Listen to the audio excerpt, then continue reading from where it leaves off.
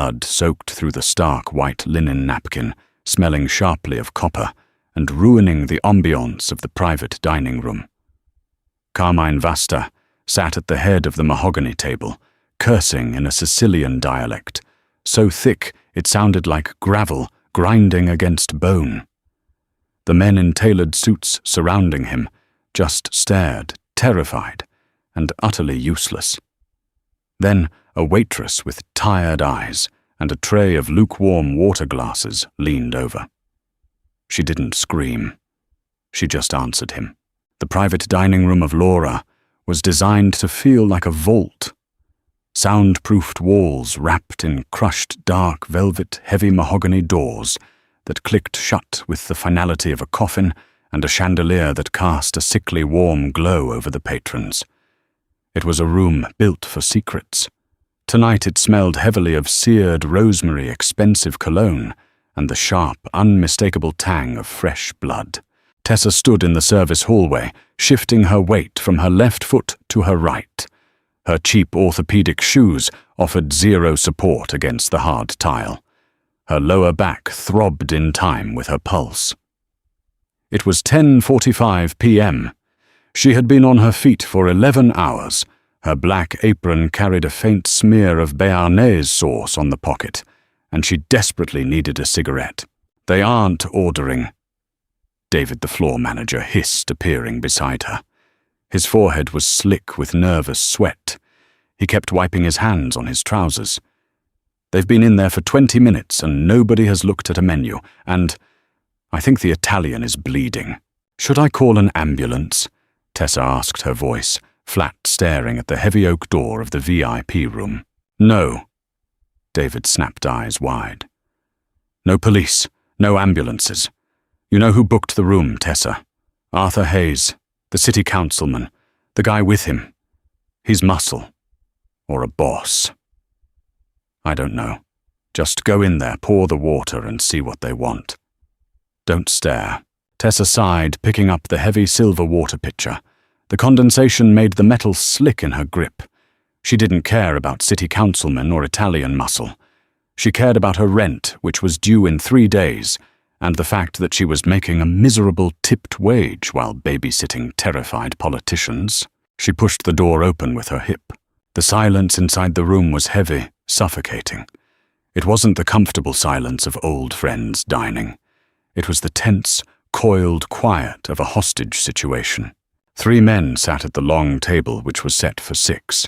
On the left was Arthur Hayes, a man whose face was plastered on billboards across the city, currently looking the color of curdled milk. Beside him sat a younger man, likely a lawyer, who was staring fixedly at his own empty bread plate. His jaw clenched so tight, a vein throbbed in his temple, and at the head of the table sat a man who did not belong in Laura. He was broad-shouldered, wearing a bespoke charcoal suit that had been meticulously ruined. The left sleeve of his jacket was torn, the fabric darkened by a spreading wet stain. He had a face carved from hard angles, a strong jaw covered in dark scruff, a broken nose that had healed slightly crooked, and eyes the color of dirty ice. Carmine Vasta. Not that Tessa knew his name. She only knew he was furious, and he was bleeding heavily into a starched white napkin pressed against his ribcage. He was breathing hard, short, sharp intakes of air through his nose. His knuckles were white where his right hand gripped the edge of the table. Tessa walked forward, the soft rubber soles of her shoes making no sound on the thick carpet. She approached Hayes first, lifting the heavy pitcher to fill his water glass. The ice clinked. The sound was deafening in the silent room. Hayes jumped, spilling a drop of water onto the tablecloth. He didn't look at her. He looked at the man at the head of the table. "Look, Mr. Vasta," Hayes said, his voice cracking slightly. He tried to project authority, but it sounded thin, reedy. "We didn't know about the ambush. I swear to God, the deal was clean on our end. You have to believe me." Carmine didn't look at him. He didn't even blink. He just stared at the wall opposite him, pressing the napkin harder against his side. A fresh drop of blood welled up, escaping the linen, and dropped onto the mahogany table with a soft pat. "If you just let me call someone." The lawyer piped up, his voice shaking. "We can get a private doctor. Discreetly. You're losing a lot of blood." Carmine slowly turned his head. The look in his eyes was so flat, so utterly devoid of warmth or hesitation, that the lawyer instantly shrank back into his chair. Then Carmine spoke. It wasn't English, and it wasn't the melodic, romanticized Italian you heard in operas or movies. It was a guttural, rapid-fire dialect. It was harsh-clipped, full of hard consonants and swallowed vowels. It sounded like a threat wrapped in barbed wire. He barked 3 sentences, his voice a low, vibrating rumble that seemed to rattle the crystal wine glasses on the table. Hayes swallowed hard. I don't understand. Do you speak English?" "You spoke English on the phone." Carmine closed his eyes, a muscle feathering in his jaw. The sheer exhaustion and pain radiating off him were palpable. He opened his eyes, glared at Hayes, and repeated the demand. Louder this time. The dialect was thicker, slurred slightly by the pain. He slammed his good hand onto the table, making the silverware jump. "Chiudite sta cazzo di porta. Portatemi alcol bende e un coltello pulito. E se uno di voi due parla ancora, vi taglio la gola." The lawyer frantically pulled out his phone, opening a translation app, his thumbs trembling over the screen. Wait, say it again. Let me record it." It was pathetic. Tessa stood halfway between the lawyer and the head of the table, the heavy water pitcher suspended in her hand. She looked at Hayes, sweating through his expensive silk tie. She looked at the lawyer holding his phone out like a shield. Then she looked at Carmine. He was losing color. The grey pallor beneath his olive skin meant the bleeding was worse than it looked. He was angry, yes, but mostly he was trapped in a room with idiots while his body failed him. Tessa recognized the dialect. It was the same rough, brutal variation of Sicilian that her grandfather used to scream at the television when the soccer matches went wrong. It was the language of cigarette smoke, stale wine, and Sunday dinners that always ended in screaming matches. She didn't make a conscious decision to get involved. She was just incredibly tired, her feet hurt, and she wanted these people out of her section so she could go home and sleep. Tessa stepped forward, moving away from the terrified politicians. She stood beside Carmine's chair. The smell of copper was overwhelming here, mixed with the faint, expensive scent of sandalwood soap. She didn't look at his face. She looked at the blood soaking the napkin. "He wants the door locked," Tessa said, her voice cutting through the panic in the room like a dull knife. It wasn't loud, but the sheer normalcy of her tone made all 3 men freeze. Hayes stared at her, his mouth hanging open. "What?" Tessa shifted the water pitcher to her other hand, rolling her aching shoulder. She finally looked down at Carmine. His pale, icy eyes were already locked onto her. He wasn't glaring anymore. He was perfectly still, watching her with the sudden, sharp intensity of a predator that just realized a new animal had entered its cage. "He said to lock the fucking door," Tessa repeated, addressing Hayes but holding Carmine's gaze. "He wants alcohol bandages and a clean knife, and he said if either of you speaks again, he'll cut your throats." The silence returned, but its texture had changed. It was no longer the silence of confusion. It was the breathless quiet of a bomb counting down. Carmine stared at her. He didn't blink. He slowly lowered the bloody napkin from his side, just a fraction. Tessa didn't flinch. She was too exhausted to be properly afraid. "We don't have bandages," she said, speaking directly to him. She didn't use English. She switched to the dialect. Her accent was rusty, blunted by years of disuse, and lacked the fluid speed of his, but the words were accurate. "Non ci sono bende qui, solo tovaglioli, e niente coltello." There are no bandages here, only napkins, and no knife. Carmine's chest stopped moving. The lawyer let out a high-pitched, aborted breath. Carmine leaned forward, ignoring the hiss of pain that escaped his teeth. He studied her. He looked at her messy hair, pinned up haphazardly, the stain on her apron, the dark circles under her eyes. He was searching for the wire for the setup. "Cazzo sei," he rasped. "Who the fuck are you?"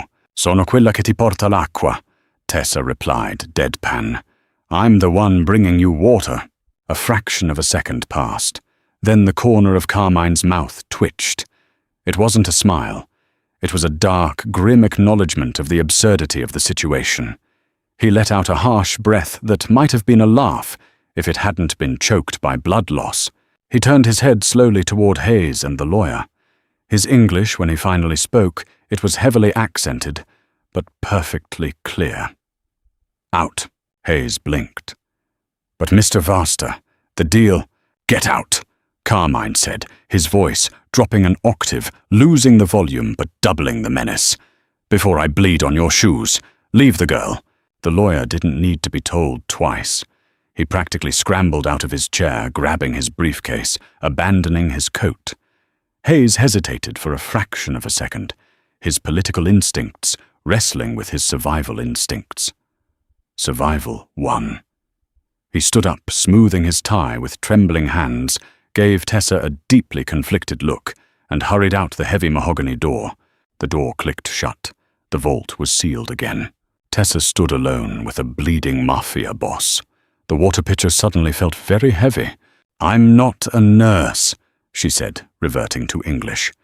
"And if you die in here, my manager is going to fire me." Carmine grunted, pressing the fresh stack of napkins she hadn't noticed she pushed toward him against his ribs. "Then you better get me the alcohol, vodka or whiskey," she asked, her tone entirely conversational, masking the heavy thump of her heart against her ribs. "Whiskey," he said, his eyes never leaving her face. "High proof, and leave the pitcher. I'm thirsty." Tessa set the pitcher down on the table. She turned her back on him, a profoundly stupid move. Her instincts screamed at her, but she did it anyway, and walked to the small service bar tucked into the corner of the private room. She found a bottle of overproof rye. It wasn't top shelf, but it would burn. She grabbed a clean linen towel from the drawer. When she walked back, Carmine had shrugged off his ruined jacket. The effort had cost him. His skin was now the color of old wax, and sweat beaded on his forehead. His white dress shirt was soaked crimson on the left side. Underneath the fabric, she could see the heavy, dark shape of a holster strapped over his shoulder. He caught her looking at it. "You don't run." He noted his voice, strained. "I have rent," Tessa said, simply setting the bottle and the towel on the table. "You run, you lose the shift. You lose the shift, you lose the apartment." He looked at her. Really looked at her for the first time. The icy eyes dragged over her face, calculating. "You speak my grandfather's tongue. Where did you learn it?" "My grandfather," she said. She reached for the bottle, unscrewed the cap, and pushed it toward him. "Are you going to pour that on it, or drink it?" "Both," Carmine said. He grabbed the neck of the bottle with his bloody hand. "Help me with the shirt. It's stuck." Tessa hesitated. Pouring water and translating a threat was one thing. Putting her hands on a heavily armed, bleeding criminal was a line she hadn't planned on crossing tonight. "I told you I'm not a nurse," she repeated, crossing her arms over her apron. Carmine paused. He looked at the bottle in his hand, then up at her. The anger that had been radiating off him earlier had morphed into something colder, sharper. "I am not asking for a nurse. I am telling you to help me get this fabric out of the wound before it dries to the flesh. Unless you prefer, I do it myself and pass out on your floor." Tessa ground her teeth. She hated the logic. She hated that she was trapped in this velvet-lined box. She stepped forward, her cheap shoes squeaking slightly on the carpet. "Hands off the table," she instructed, her voice dropping into a flat, authoritative register she usually reserved for drunk patrons who tried to touch her waist. Carmine's eyebrows rose a fraction of an inch, but he slowly pulled his good hand back, resting it on his thigh. Tessa leaned over him. Up close, the smell of blood was sickeningly sweet.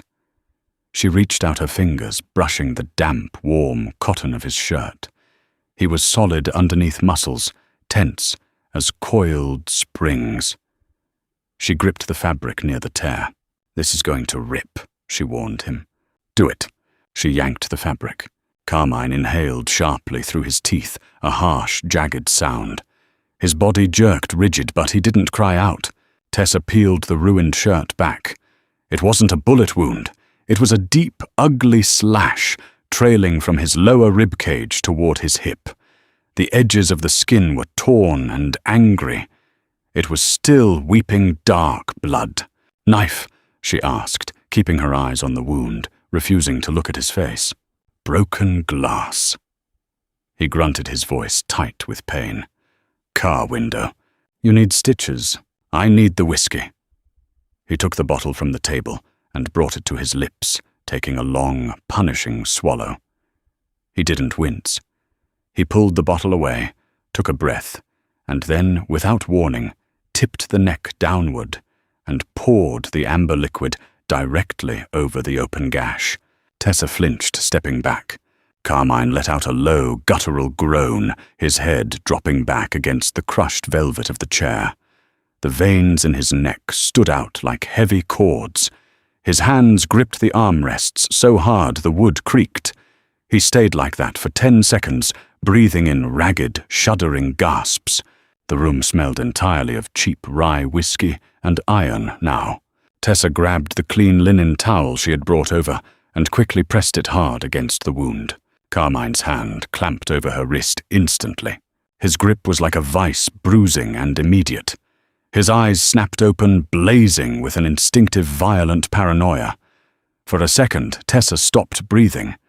She felt the lethal violence in the man, the sheer, unfiltered capacity to hurt. It wasn't a movie. It wasn't romantic. It was a man who lived a life where a touch meant a threat. They stayed frozen.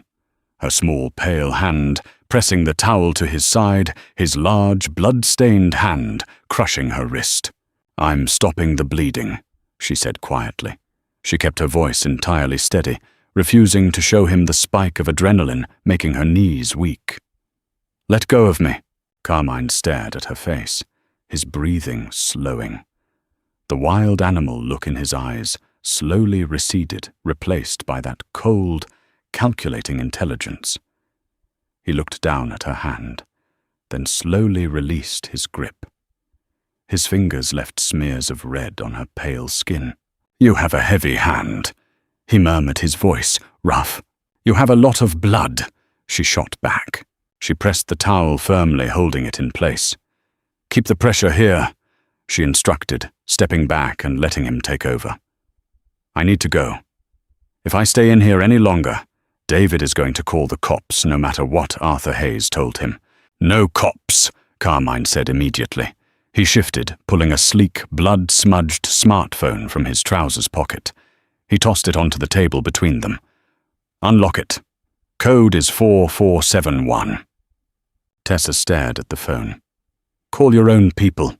My people are dead, or they are the ones who put me in this room." Carmine stated his tone, devoid of any emotion. It was a simple statement of fact. "There is one number I can trust. He doesn't speak English, and right now I cannot yell." Tessa looked at the door. She looked at the phone. She looked at the man bleeding out in a chair, entirely isolated in a city that wasn't his, surrounded by enemies. She recognized the loneliness in it. It was a different kind of poverty than hers, but it was just as desperate. She picked up the phone. Her bloody fingers slipped slightly on the screen. She punched in 4471. The screen unlocked. "Recent calls," Carmine said, leaning his head back again, his eyes half closed. "The name is Enzo. Call it. Put it on speaker." Tessa navigated the screen. She found the name. She pressed call and placed the phone on the table. It rang twice. A sharp, rough voice answered in Italian, "Pronto!" Carmine didn't move. He spoke to Tessa, his voice a low rasp. "Tell him I am at Laura. Tell him the councilman is burned. And tell him I need a car in the alley in 10 minutes, or he will need a mop." Tessa closed her eyes for a brief second. She took a breath, letting the exhaustion wash over her, letting the polished, polite waitressing persona die completely. She leaned over the phone.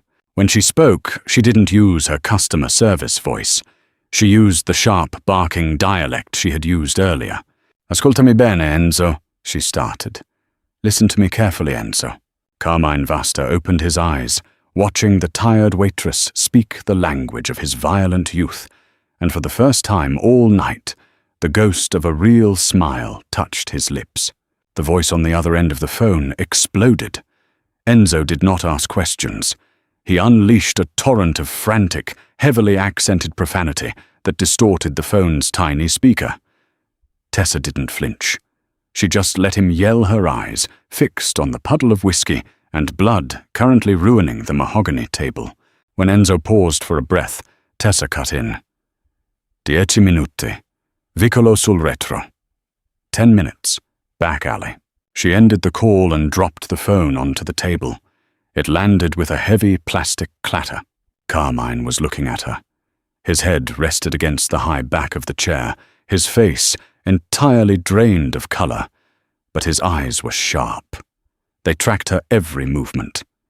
It was the look of a man trying to memorize a face he fully intended to interrogate later. "Get up," Tessa said. Her voice lacked any customer service polish. She was talking to a stray dog that had wandered into her kitchen. "If you bleed out in my section, the manager docks my pay for the ruined carpet." Carmine's jaw tightened. He gripped the armrests of the chair and pushed. His body betrayed him immediately. His left leg gave out as a fresh wave of agony radiated from his ripped side. He grunted a harsh animal sound and began to pitch forward. Tessa moved before she could think better of it. She stepped in, wrapping her arm around his waist, wedging her shoulder under his right armpit. The sheer weight of him drove her knees toward the floor. He felt like a statue, carved from dense, warm stone. He smelled of sweat-expensive wool and the raw, heavy scent of the butcher shop. "Jesus!" Tessa hissed her cheap orthopedic shoes, sliding an inch on the carpet as she braced her core. "Don't fall. I can't pick you up." Carmine leaned heavily against her, his breathing ragged in her ear. "You are small." He rasped his voice, vibrating through her shoulder.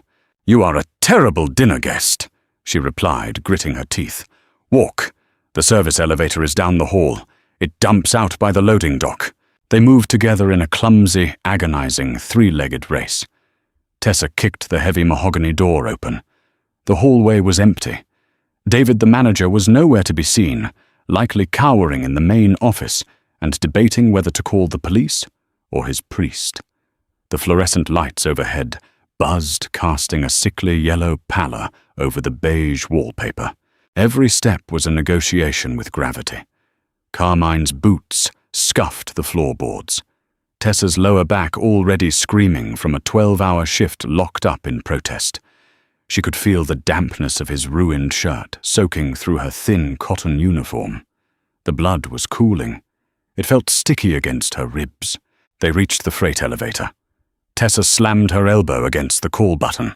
The rusted metal doors parted with a screech that made Carmine wince. "In," she ordered. The elevator smelled of rotting cabbage and stale beer kegs. It was a stark contrast to the velvet and rosemary of the dining room. Carmine leaned back against the steel wall, sliding down slightly until he was braced. He closed his eyes. His breathing was getting shallower, the intervals between inhales stretching out too far.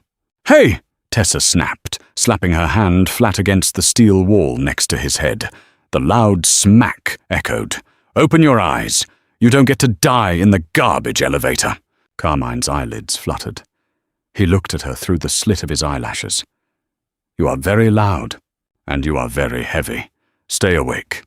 The elevator jerked to a halt. The doors groaned open to the loading dock. The night air hit them instantly, a blast of cold dampness, smelling of rain and wet asphalt. Tessa ducked back under his arm. He leaned on her heavier this time. He was fading. They stumbled out onto the concrete dock, pushing through the heavy plastic flaps that separated the building from the alleyway. The alley was pitch black, save for the weak, flickering glow of a single sodium street lamp at the far end.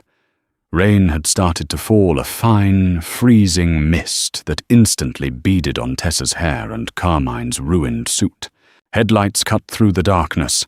A massive matte black SUV turned into the alley, its tires crushing broken glass and trash without slowing down. It braked violently, stopping a foot from the edge of the loading dock. The driver's side door flew open before the vehicle was even in park. A man stepped out. He was built like a cinder block, wearing a leather jacket, stretched tight over a massive chest. His face was a map of old violence, a flattened nose, a thick scar cutting through his left eyebrow, and eyes that were entirely devoid of white pupils blown wide with adrenaline. This was Enzo. He took one look at Carmine, leaning on a waitress in a bloody apron, and his hand disappeared beneath his leather jacket. "Fermo!" Tessa barked, her voice cracking slightly with panic. She threw her free hand up. "Stop!" Enzo froze the gun, halfway drawn. He stared at her, utterly bewildered by the Sicilian dialect coming out of a pale, exhausted American girl holding his boss. Carmine lifted his head, fighting through the haze of blood loss. "Abbassa quella cazzo di pistola, Enzo!" He slurred his voice, weak but commanding. "Put the fucking gun down, Enzo." Enzo shoved the weapon back into his waistband and vaulted up onto the loading dock. He shoved Tessa aside with a terrifying casual strength, taking Carmine's entire weight onto his own shoulders. Tessa stumbled backward, her spine hitting the brick wall of the restaurant. She gasped, the air knocked out of her. She watched Enzo practically carry Carmine to the rear door of the SUV. He hauled the boss into the back seat. Tessa stayed against the wall. The rain was getting heavier. The freezing water felt good against her flushed skin. She looked down at her hands. They were stained red, the blood already drying tight and itchy in the webbing of her fingers. She had done it. She had survived. She just had to go back inside, wash her hands with bleach, tell David the scary men left, and go home. Enzo slammed the back door of the SUV. He turned and looked at her. He didn't say thank you. He didn't nod. He walked over, grabbed Tessa by the strap of her black apron, and dragged her toward the car. Tessa fought back. It was entirely useless. She kicked at his shins, her rubber-soled shoes bouncing harmlessly off his heavy combat boots. She tried to twist out of her apron, but his grip was iron. He didn't even look at her.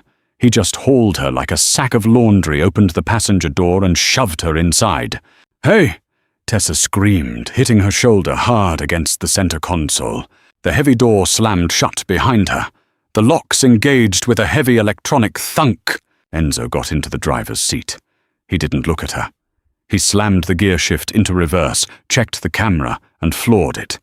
The SUV rocketed backward down the alley, throwing Tessa violently against the dashboard. She scrambled backward, pulling her knees to her chest, pressing her back against the passenger door. Her heart was hammering against her ribs, so hard she felt dizzy. "Let me out. Let me out right now. You have him. I translated your stupid phone call. I'm done." Enzo ignored her. He spun the wheel, executing a flawless J-turn onto the empty street, the tires screaming in protest. From the back seat, a weak, rasping voice floated up. "Let her go, Enzo." Tessa whipped her head around. Carmine was lying flat across the leather bench, his hand still pressed to his side. His face was bathed in the passing amber glow of streetlights. He looked like a corpse. Enzo spoke in rapid-fire Italian, not bothering with the dialect. He was agitated. He kept checking the rearview mirror, his massive hands strangling the steering wheel. Carmine closed his eyes. "He says no."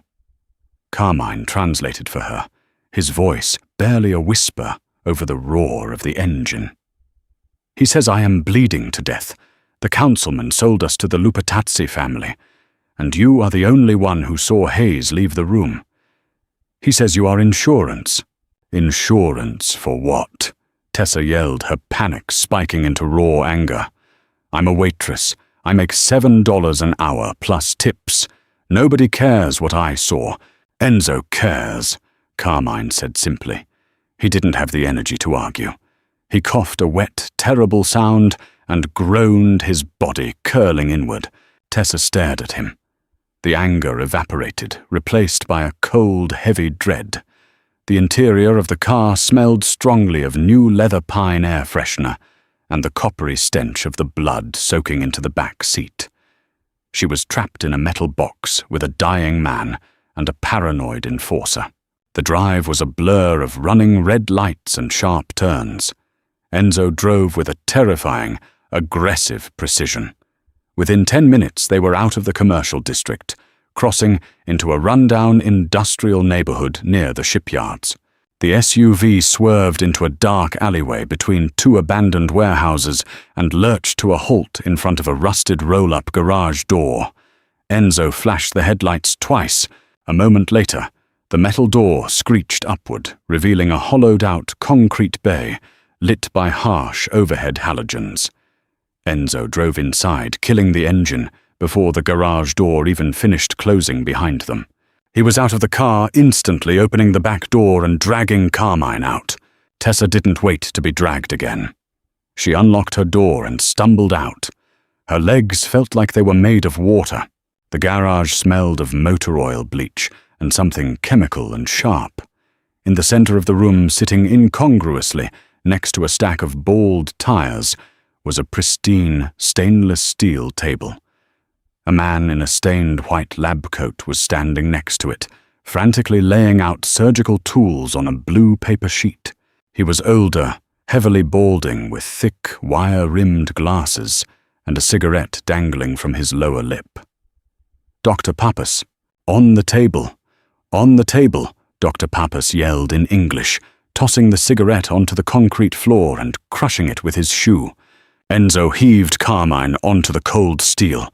Carmine let out a choked scream, his back arching as the movement tore the wound wider.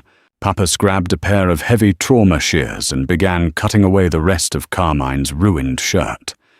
Jesus Christ, the doctor muttered, looking at the gash. Who did this, Freddy Krueger? This is torn to shit. Enzo began yelling at the doctor in Sicilian, pointing at the wound, his face flushed with panic. Pappas yelled back in English. I don't understand you, you ape! Get out of my light, I need to pack it. Enzo didn't move. He grabbed the doctor by the collar of his lab coat, raising his fist. Stop, Tessa screamed. Both men froze, looking at her. She stood by the front fender of the SUV, her hands shaking her uniform, covered in dried blood. He doesn't understand you, Tessa said, looking at Enzo. She switched to the harsh dialect, her voice trembling, but loud enough to echo off the concrete walls. Lui non capisce. È un medico. Lascialo lavorare, o il tuo capo muore. He doesn't understand. He's a doctor. Let him work, or your boss dies. Enzo glared at her, his chest heaving. Slowly he released the doctor's coat.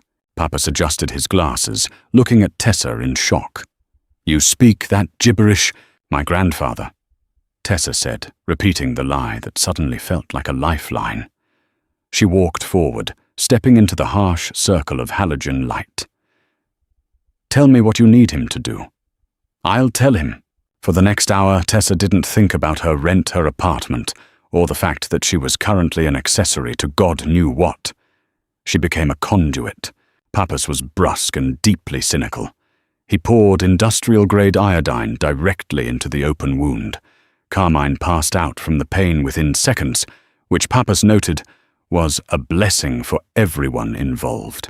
The doctor worked quickly, his hand steady, despite the dirty environment. He didn't use anesthesia. He didn't have time to wait for it to take effect. He used a thick, curved needle, pulling heavy black nylon thread through Carmine's torn flesh. Tell the gorilla to hold his shoulders down. Pappas ordered, pulling a stitch tight. "If he twitches, I tear the muscle," Tessa translated. Enzo clamped his massive hands over Carmine's shoulders, pinning him to the steel table.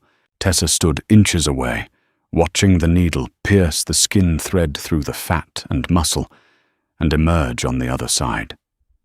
The sound was horrifying, a wet, thick popping noise followed by the slide of the thread. She felt bile rise in her throat. She swallowed it down.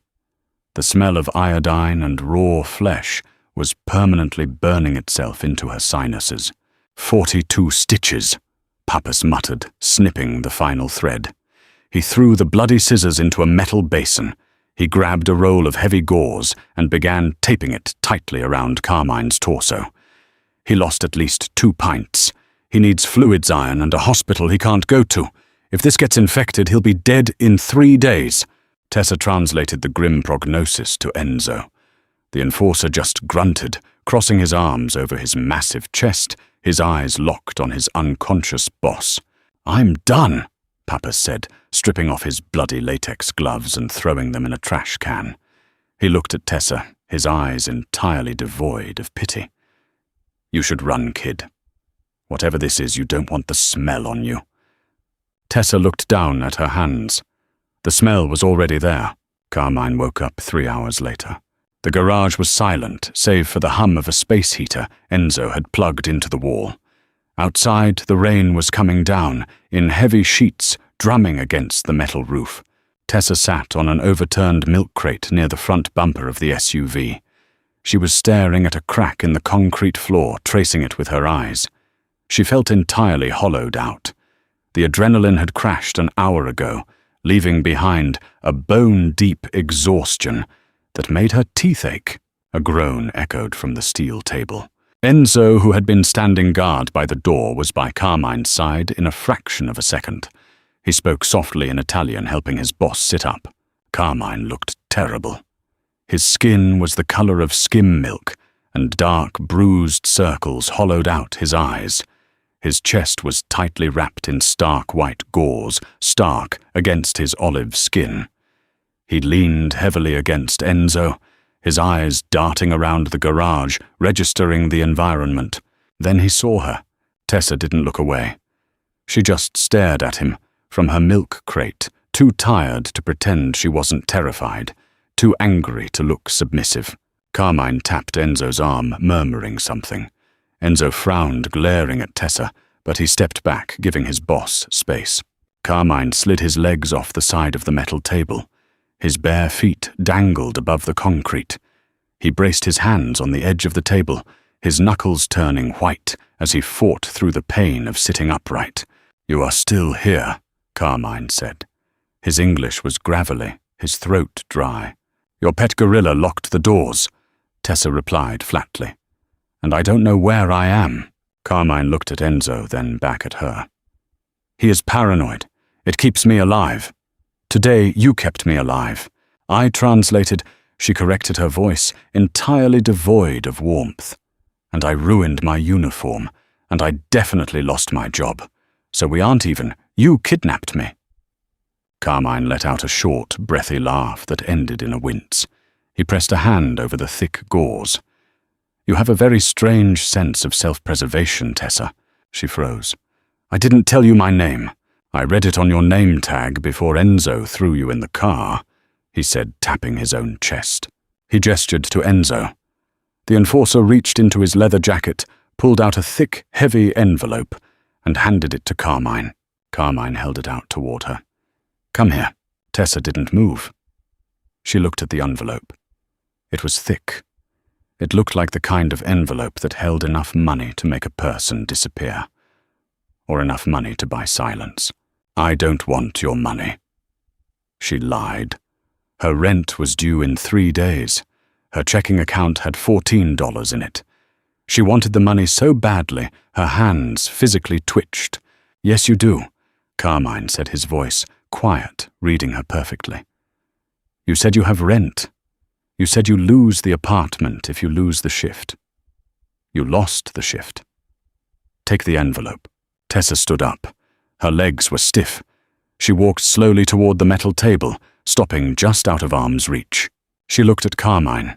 Stripped of the bespoke suit, covered in bandages and bruises, he didn't look like a mob boss. He looked like a man who had survived a car crash, but his eyes ruined the illusion. They were ancient cold and entirely calculating. "If I take this," Tessa said, her voice dropping to a whisper, "it means I work for you." Carmine's eyes narrowed slightly. He appreciated the intelligence. He didn't deny it.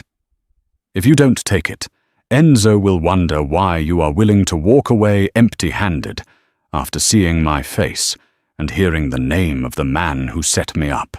It was a trap. If she refused the money, she was a liability, a wild card who might go to the police. If she took the money, she was an accomplice, a paid employee of the Vasta family. She was bought and paid for. Tessa looked at Enzo, who was watching her with dead, unblinking eyes. She looked back at Carmine. She reached out and snatched the envelope from his hand. It was heavier than she expected. "Good girl," Carmine murmured. "Don't," Tessa snapped, stepping back. "I'm not a dog, and I'm not in your crew. I'm going home. I'm taking a shower. And if I ever see you in my restaurant again, I'm poisoning your soup." Carmine's mouth twitched into a genuine dark smile. It transformed his face, making him look younger, entirely lethal, and frighteningly charismatic. "I don't eat soup, Tessa. Enzo will drive you home." The ride back to her apartment was silent. Enzo didn't try to lock the doors this time. He pulled the SUV up to the curb outside her dilapidated brick building in the South End. It was 4 a.m. Tessa opened the door. The freezing rain hit her face. Before she stepped out, Enzo rolled down his window. He didn't look at her, staring straight ahead at the wet street. "Il capo non dimentica un debito di sangue," he grunted in his heavy dialect. "The boss does not forget a blood debt." Tessa slammed the door shut. She walked up the 3 flights of stairs to her apartment, her legs burning. She unlocked her door, the deadbolt sticking the way it always did. The apartment smelled of cheap lavender air freshener and old pipes. It was tiny cold and entirely hers. She walked straight to the kitchen counter and ripped the envelope open. Stacks of crisp $100 bills fell onto the cheap formica. It was easily $10,000, more money than she made in 6 months. Tessa stared at the money. She didn't feel relief. She felt a cold, heavy stone settle in the pit of her stomach. She walked to the tiny bathroom, turned on the sink, and shoved her hands under the scalding water. She grabbed a bar of cheap soap and began to scrub. The water turned a faint, rusty pink as the dried blood flaked off her skin and swirled down the drain. She scrubbed until her knuckles were raw and red. She scrubbed until the water ran clear, but when she lifted her hands to her face, she could still smell the iron. The $10,000 sat in a shoebox under Tessa's bed for 3 days, radiating a heavy, invisible heat. She didn't touch it.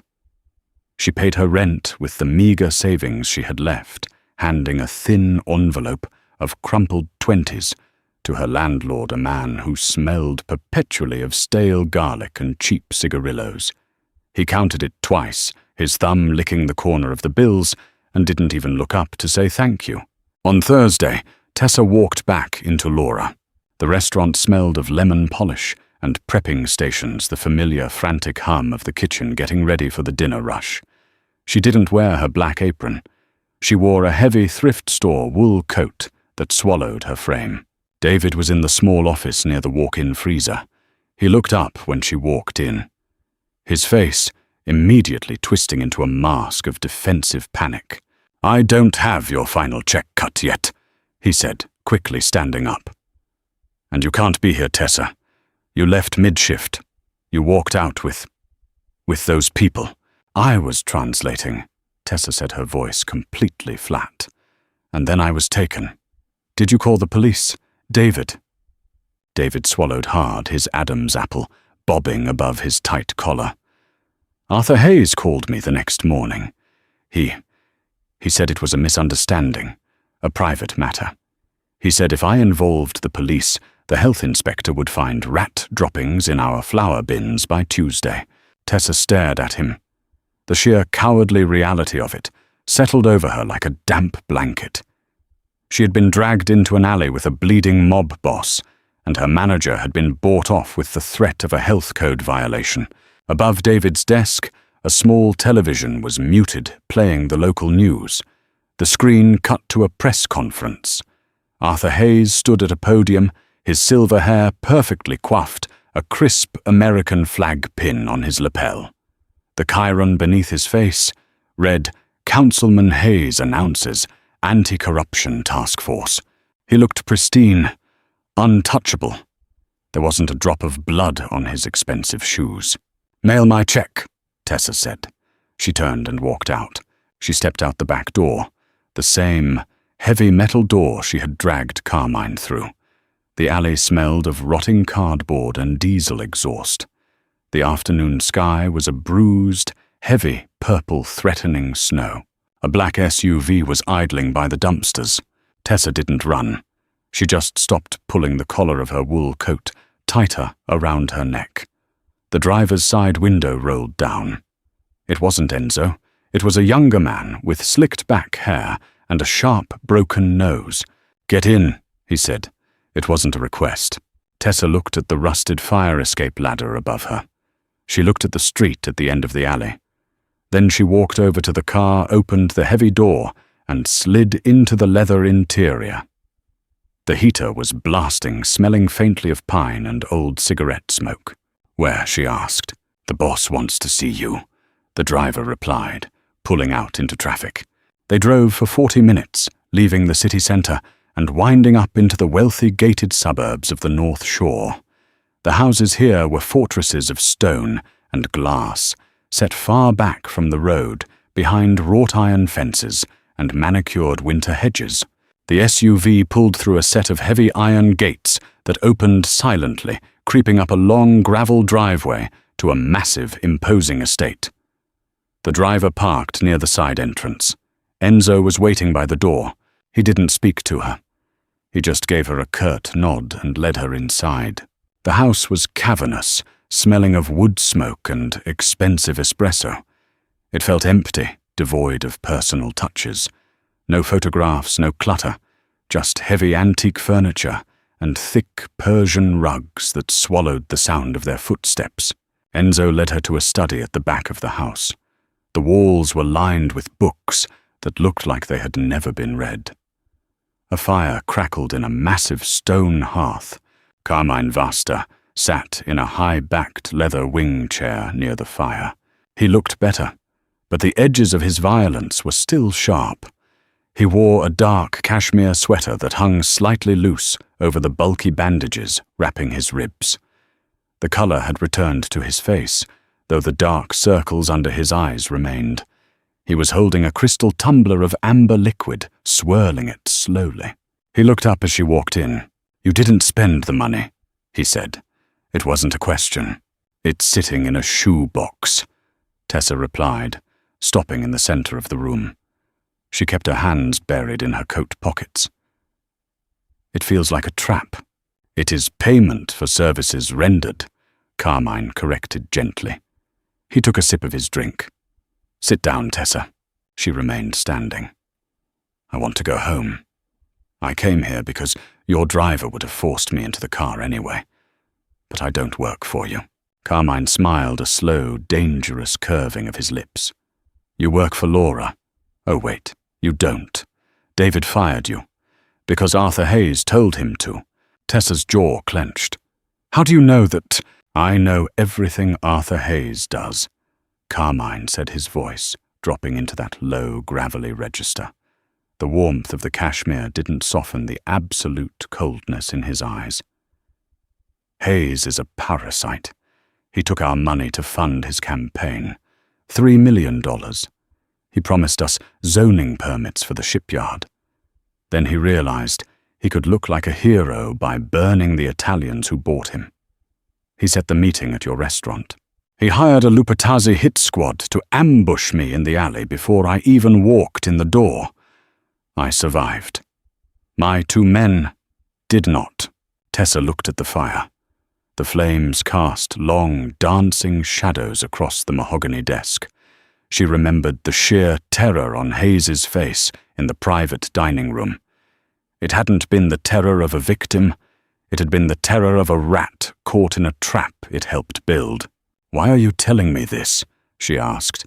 Carmine leaned forward, resting his elbows on his knees, ignoring the wince of pain that crossed his face. "Because to the city, Arthur Hayes is a saint. He is running for mayor. He evicts families in the South End, your neighborhood, to build luxury condos, and he calls it urban renewal. He uses a pen to bleed people dry. I use a knife. I am a monster, Tessa, but I am an honest one." He set his glass down. "I am going to destroy him. Not just kill him. Killing him makes him a martyr. I am going to strip him naked in front of the city. I am going to take his money, his reputation, and his freedom. But I cannot get near him. He has police protection now. He trusts no one." Carmine looked at her, his pale eyes entirely fixed on her face. "Except the people he doesn't see," Carmine said softly. "He doesn't see waitresses. He doesn't see bus boys. To him you are furniture. You are invisible." Tessa felt a cold thrill spike through her chest. It wasn't fear this time. It was a dark, sudden realization. "There is a fundraiser gala tomorrow night at the Grand Hotel," Carmine continued. 500 plates. The catering company is short-staffed.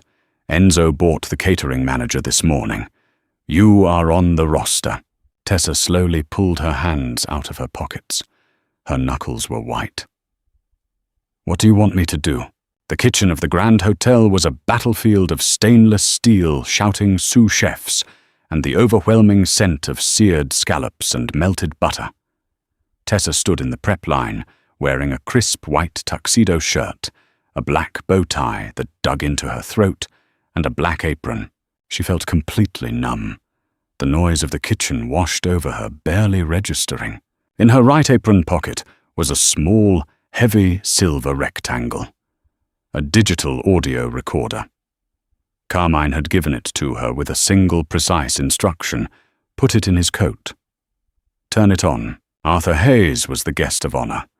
He was upstairs in the VIP suite, holding court before the gala officially began. He was heavily guarded by off-duty cops and private security. No one got in without a badge, except catering. Tessa. The catering manager, a red-faced woman named Brenda, snapped her fingers in front of Tessa's face. "Wake Up Table 4 needs the champagne restocked, and the VIP room needs their hors d'oeuvres refreshed. Take the silver tray. Go." Tessa grabbed the massive silver tray loaded with caviar blinis and truffle tartlets. The metal was cold against her palms. She walked out of the kitchen, navigating the labyrinthine back hallways of the hotel. The bass from the ballroom string quartet thumped faintly through the walls. She reached the heavy oak doors of the VIP suite. 2 men in dark suits with earpieces stood flanking the entrance. Tessa didn't hesitate. She didn't look them in the eye.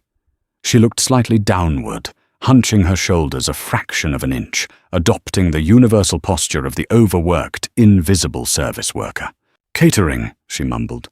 The guards barely glanced at her. One of them pushed the door open. Tessa walked in. The suite smelled of expensive cigars, gin, and arrogance. There were a dozen men in the room, all wearing tuxedos that cost more than Tessa made in a year. Arthur Hayes stood by the floor-to-ceiling window, a tumbler of gin in his hand, laughing loudly at a joke someone had just told. He looked flushed, confident. He looked like a man who had entirely forgotten the blood on the floor of Laura. Tessa moved through the room with practiced efficiency. She didn't interrupt. She glided. She offered the tray, collected empty napkins, and kept her eyes averted. She was a ghost in a white shirt. She saw his coat. It was draped over the back of a velvet armchair near the entrance to the private bathroom. A heavy, dark wool overcoat. Tessa circled the room, letting the tray empty out. When she was down to 3 tartlets, she drifted toward the armchair. A man was standing 2 feet away, arguing about municipal bonds on his phone. He wasn't looking at her. No one was looking at her. Tessa set the tray down on a side table. Her heart was hammering a frantic rhythm against her ribs, deafening in her own ears. Her hands were sweating. She reached into her apron pocket. Her fingers closed around the cold metal of the recorder. She flicked the tiny switch on the side. A microscopic green light blinked to life. With one fluid motion, she picked up an empty highball glass from the side table with her left hand and slipped her right hand into the deep pocket of Hayes's overcoat, dropping the recorder inside. She pulled her hand out, grabbed her tray and turned. "Hey, waitress!" The voice cut through the murmur of the room like a gunshot. Tessa froze. She slowly turned around. Arthur Hayes was looking right at her. He had walked away from the window and was pointing his empty gin glass at her. He swayed slightly. He was already drunk. He squinted, his brow furrowing. A flash of recognition, ugly and sudden, sparked in his eyes. "You," Hayes said, his voice dropping the jovial politician tone and taking on a sharp, dangerous edge. He took a step toward her. The room went quiet. "I know you. You were at Laura." The panic tasted like copper in Tessa's mouth. She gripped the edges of the silver tray so hard her joints popped. She didn't speak. Hayes stepped closer, invading her personal space. He smelled of juniper berries and stale sweat. He looked down at her, his eyes cold and calculating. "What are you doing here?" Tessa forced her jaw to unclench.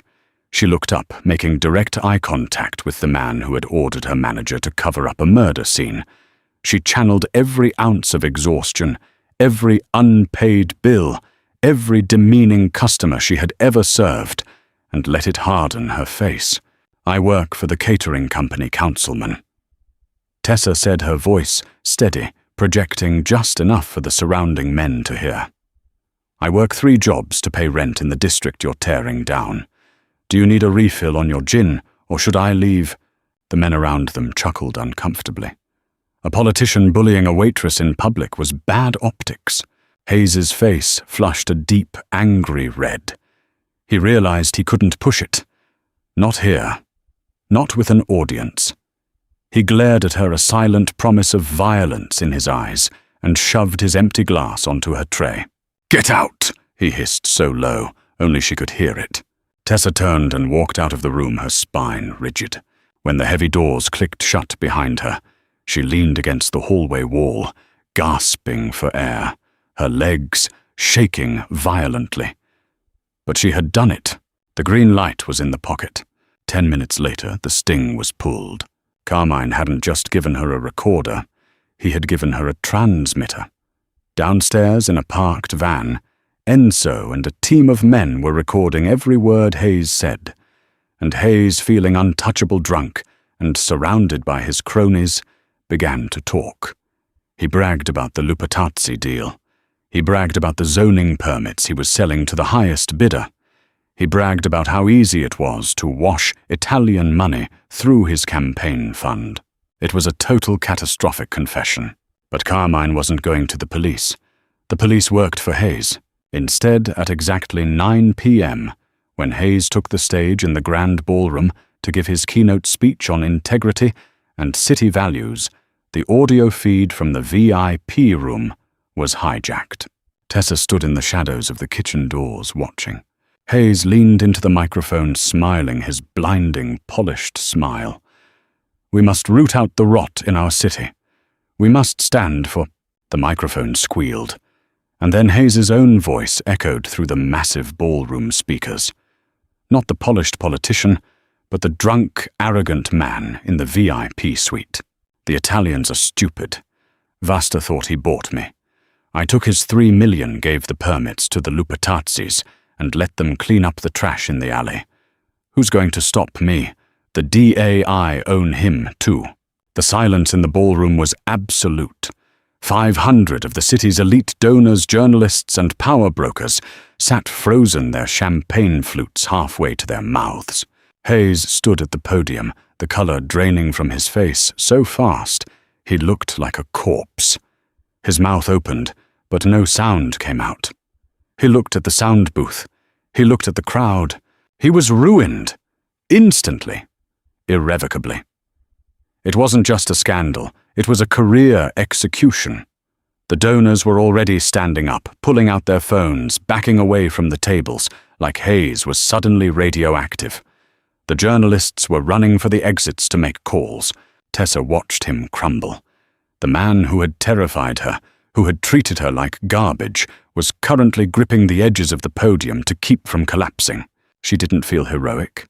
She didn't feel a triumphant rush. She just felt a profound, heavy satisfaction. The universe rarely balanced its scales, but tonight she had placed the weight on the other side. Tessa walked out the back entrance of the Grand Hotel an hour later. The chaos inside was absolute. Police sirens were wailing in the distance. Federal agents were likely already pulling Hayes's financial records. The winter air was biting snow beginning to fall in fat, heavy flakes, dusting the concrete alleyway in white. The black SUV was waiting. Enzo stood by the rear door. This time he opened it for her and stepped back, offering a short, stiff nod of actual respect. Tessa slid inside. Carmine was sitting in the darkness, the faint glow of the streetlights catching the sharp angles of his face. He looked exhausted, but the tension that had been radiating off him for days was gone.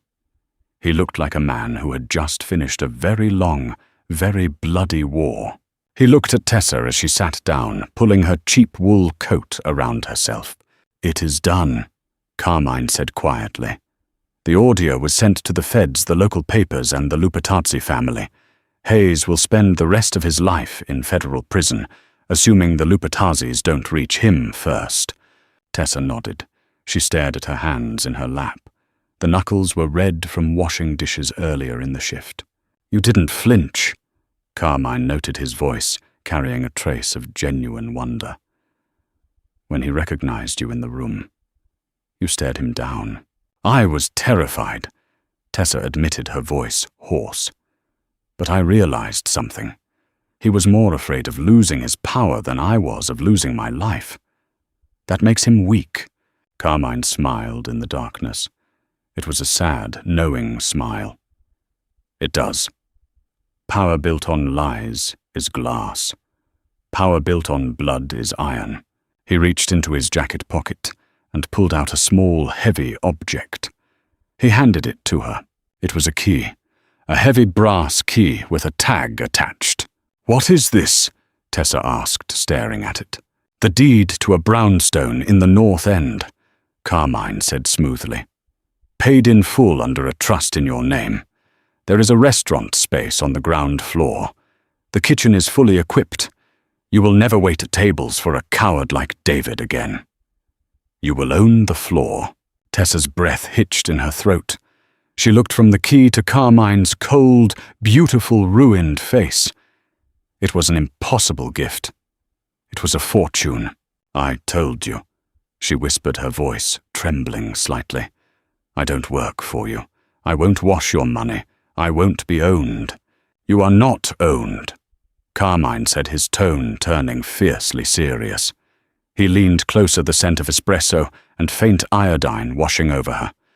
"Enzo said it to you that night in the alley. Un debito di sangue. A blood debt. You saved my life. I destroy the man who ruined yours, and I give you the means to build your own empire. That is how the scales are balanced. After tonight you will never see me again. You are out." Tessa looked down at the brass key resting in her palm. The metal was warm from his pocket. She looked up at him. She didn't say thank you. She knew he didn't want gratitude. He wanted the ledger closed. "Goodbye, Carmine," she said softly. Carmine Vasta looked at the tired, fiercely resilient waitress who had saved him in a velvet room. He offered a slow nod. "Addio, Tessa," he murmured in the harsh, beautiful dialect of his grandfather. Goodbye, Tessa. Tessa stepped out into the falling snow. She didn't look back as the black SUV pulled away, disappearing into the dark city streets, leaving her standing in the cold, holding the key to her own kingdom. Thank you for sticking with this intense, gritty mafia drama all the way to the end. If you loved Tessa's incredible transformation and this grounded take on revenge, please hit that like button right now to show your support. Share this video with fellow story lovers who crave raw, suspenseful fiction, and if you haven't already, subscribe and ring that notification bell so you never miss our next multi-part saga. We have more dark, thrilling stories coming soon. Drop a comment below with your favorite moment from the story. See you next time.